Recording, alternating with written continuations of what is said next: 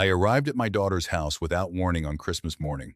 I found my granddaughter curled up on the concrete floor of the garage, wrapped in nothing but a thin beach towel, her lips a shade of blue I still see when I close my eyes.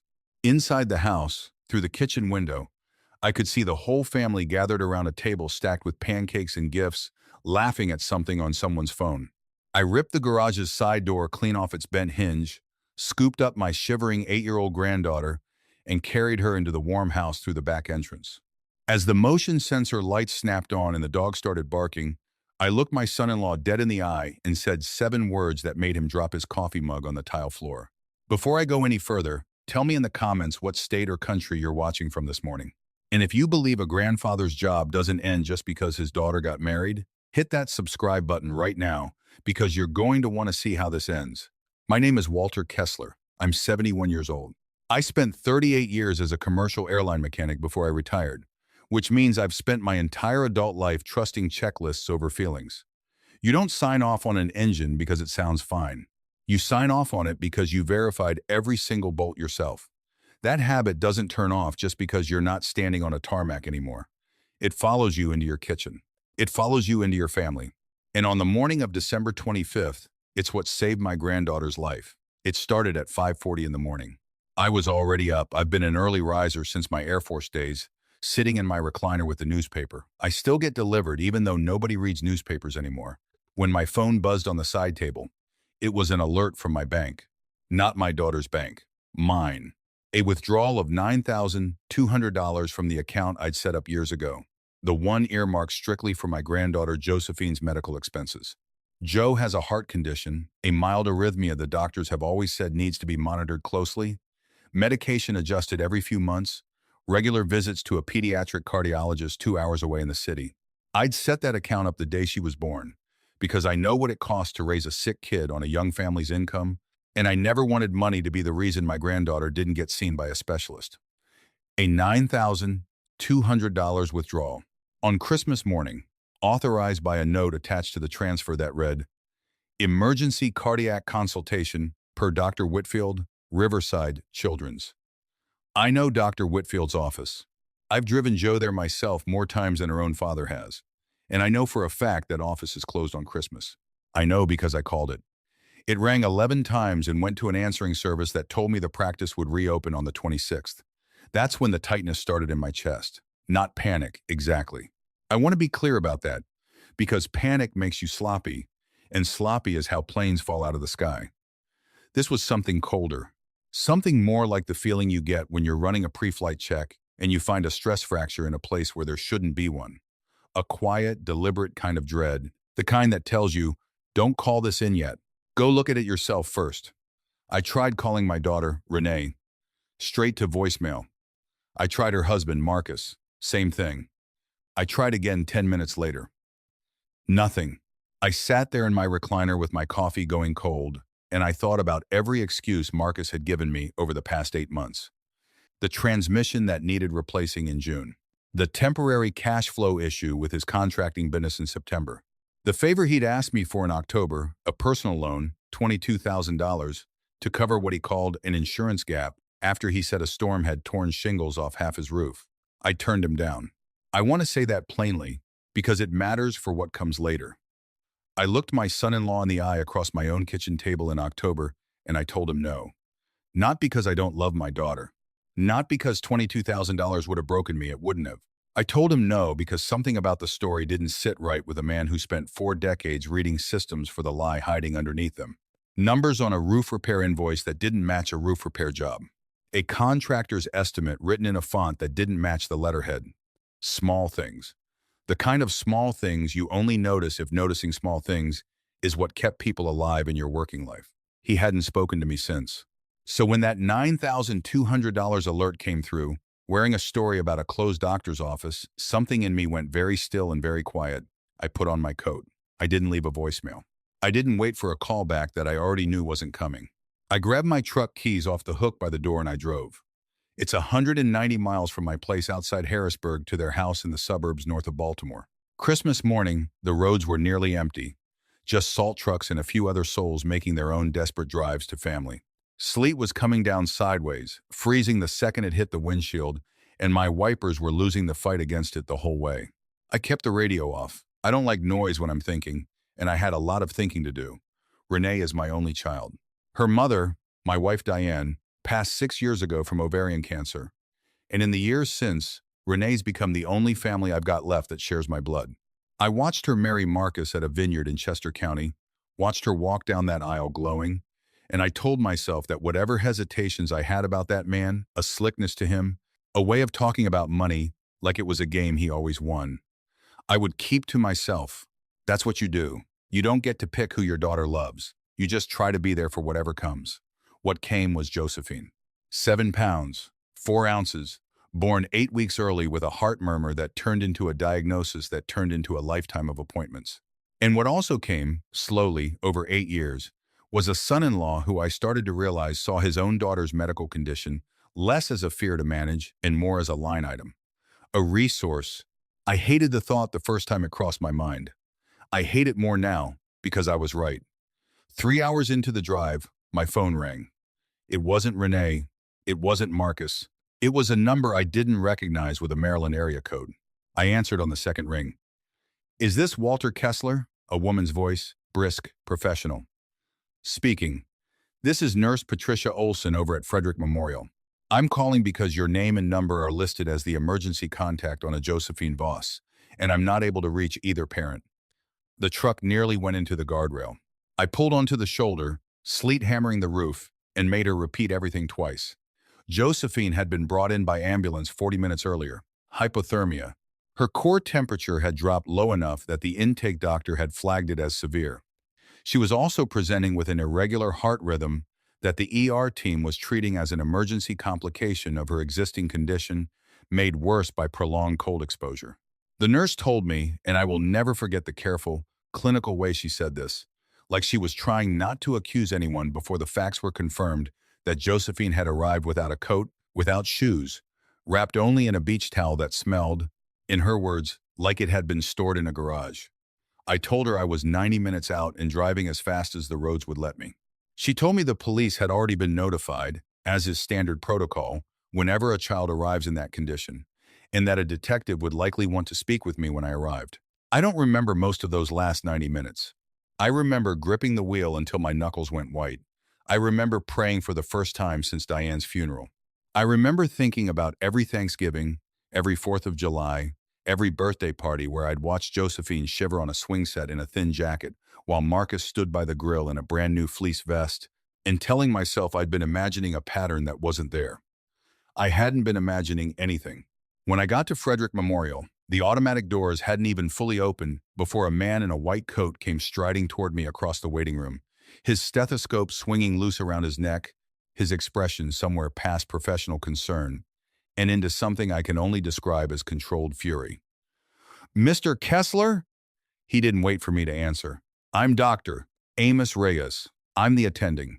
Your granddaughter is stable, but I need to ask you some questions, because right now the story I'm getting from her parents does not match the child I examined." "Where are her parents?" "In the family consultation room with a police officer." He looked at me hard, like he was trying to figure out which side of this I was standing on. "Does Josephine have a documented history of an arrhythmia?" "Since birth. Dr. Whitfield at Riverside Children's manages her care. Has for years." "When was her last treatment or medication adjustment?" 6 weeks ago.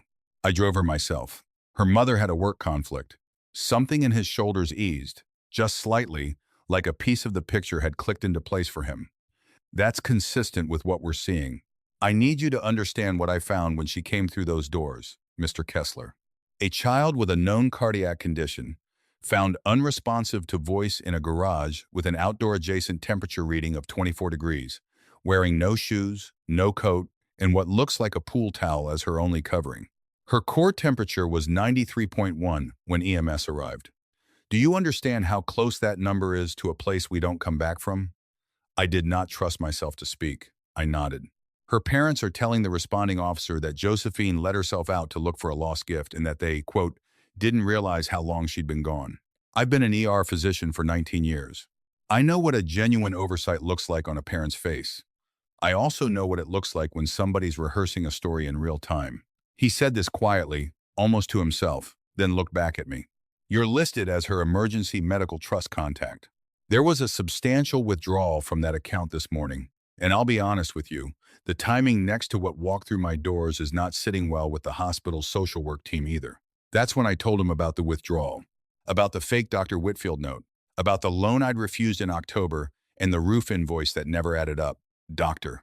Reyes listened to all of it without interrupting, his jaw tightening more with every sentence, and when I finished, he simply said, I'm going to have someone from Child Protective Services meet you here as well. I think you and I are looking at the same shape from two different angles. They let me see Josephine 20 minutes later. She was awake, wrapped in 3 heated blankets, an IV taped to the back of her small hand, a nasal cannula whistling faintly with warmed oxygen.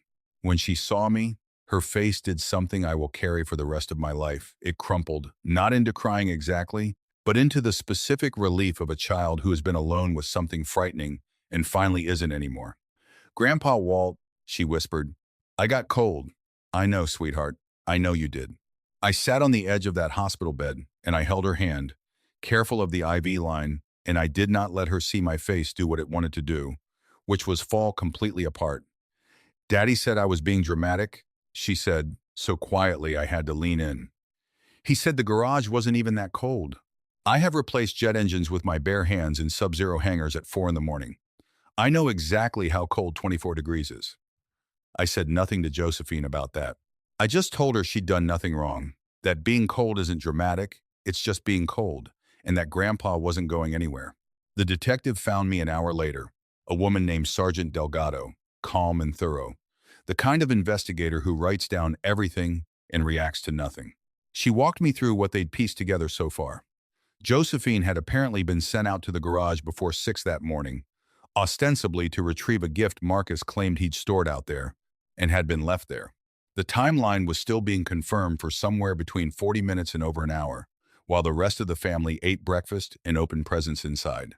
A neighbor's doorbell camera, angled just enough to catch a sliver of the Voss driveway, had recorded Josephine banging on the side garage door at 6:52 a.m. The footage showed no one responding. We're also looking into a financial angle, Sergeant Delgado told me, flipping a page in her notebook. Your bank flagged the withdrawal as high risk before it even cleared, which is actually the only reason we got a call from your institution's fraud unit this morning at all. That withdrawal request included a forged authorization, purportedly from a Dr. Whitfield. Forgery is a felony, Mr. Kessler, separate from anything related to the neglect charge we're building. I'd like you to walk me through everything you know about your son-in-law's finances. I did. All of it. The roof story, the transmission story, the insurance gap story, the pattern. I'd been too polite, for too many years, to say out loud. When I finally walked into that consultation room to face Renee and Marcus, I want you to understand something about me. I did not raise my voice. I have never once in my life believed that volume was the same thing as strength. My daughter was sitting there with her makeup streaked down her face, and Marcus was standing by the window with his arms crossed, wearing the particular expression of a man more worried about consequences than about the child currently hooked up to a warming blanket 2 floors above him. Dad, Renee started, it's not what it... Renee, I kept my voice level. I'm not here to yell. I'm here to tell you both what happens next, because apparently somebody in this family needs to start planning further ahead than the next excuse. Marcus uncrossed his arms. Walter, you don't understand the pressure we've been under. I understand pressure better than you think I do, Marcus. I understand a man who tried to forge a doctor's signature on a $9,000 withdrawal from his daughter's medical trust on the same morning his daughter nearly froze to death in his garage. That's not pressure, that's a choice. 2 separate choices, actually, made within an hour of each other. And I'd like you to sit with that math. His face went the color of the sleet outside. I told them both, in that small consultation room, exactly what I intended to do. I was filing for emergency temporary guardianship of Josephine, effective immediately with the full cooperation of Child Protective Services, who were already involved and would remain involved regardless of what either of them wanted. I told Renee that this was not, whatever it looked like, a judgment on her as my daughter, that I loved her before I ever loved anyone else in this world, and that loving her did not mean pretending I hadn't just watched a doctor describe her daughter's body temperature in a tone reserved for people who see this go wrong sometimes. I told Marcus that the forged withdrawal was now a matter for the district attorney's office, not for me, and that whatever happened between him and the bank's fraud investigators had nothing to do with whether he'd ever be trusted alone with his daughter again. Renee didn't fight me. That surprised me more than anything else that day. She put her face in her hands and she said, so quietly I almost missed it. I knew something was wrong months ago, and I let him talk me out of it every time. I believe there is a version of my daughter still in there who is a good mother buried under 8 years of a man's excuses. I told her that. I told her the door back to being that mother wasn't closed. It just went through a lot more honesty than she'd been giving anybody, including herself. The custody hearing was set for 11 days later, expedited given the CPS findings and the pending forgery investigation.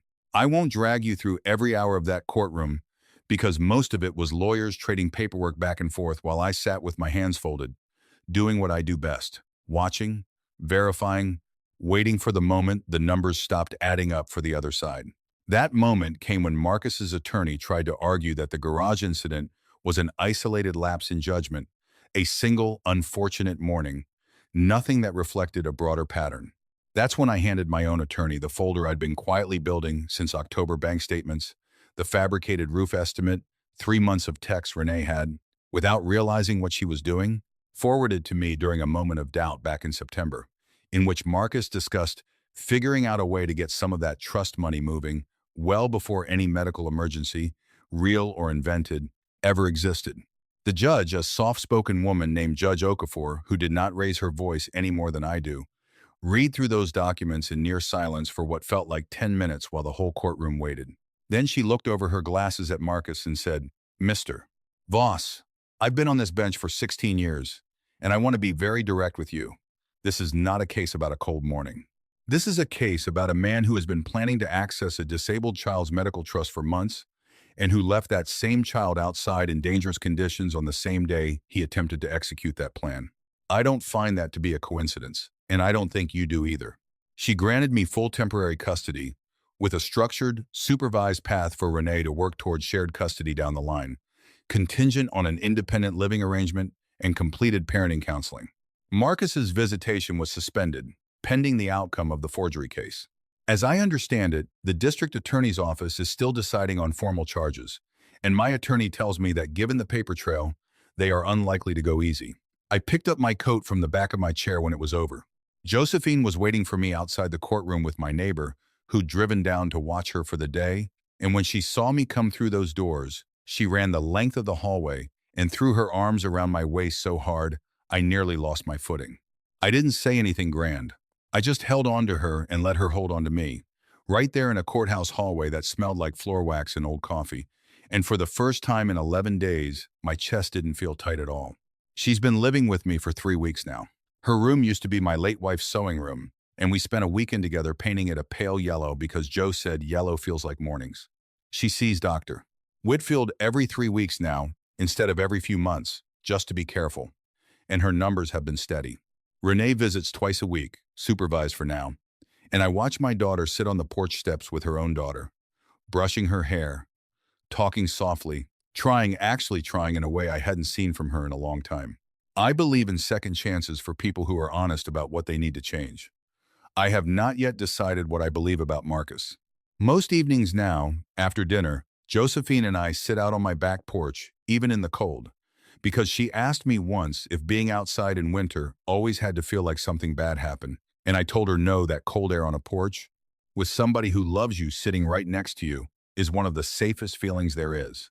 She's got a coat now, a good one, the kind rated for real weather, and boots that actually fit, and a routine where I check the thermostat and the weather report myself every single night before bed, because I learned the hard way that you don't get to assume somebody else is checking. You verify it yourself. Sometimes I still think about that folder of evidence sitting in a drawer in my study, the fake invoices, the bank statements, all of it. My attorney says I may need to keep it a while longer until the forgery case resolves. After that, I told her, I'm feeding every last page of it through my shredder myself, and I'm going to walk it out to the kitchen trash and bury it under the coffee grounds where it belongs, the same way you bury anything that's already done, the only job it was ever going to do. Josephine's asleep down the hall right now as I'm telling you this. I can hear the heat kick on through the vents, and somewhere out past the porch, the wind's picking up again the way it does most nights this time of year. It doesn't scare either of us anymore. Some cold you learn to sit inside of, together, until it isn't cold at all, just winter, doing what winter does, while the people who are supposed to love you finally do.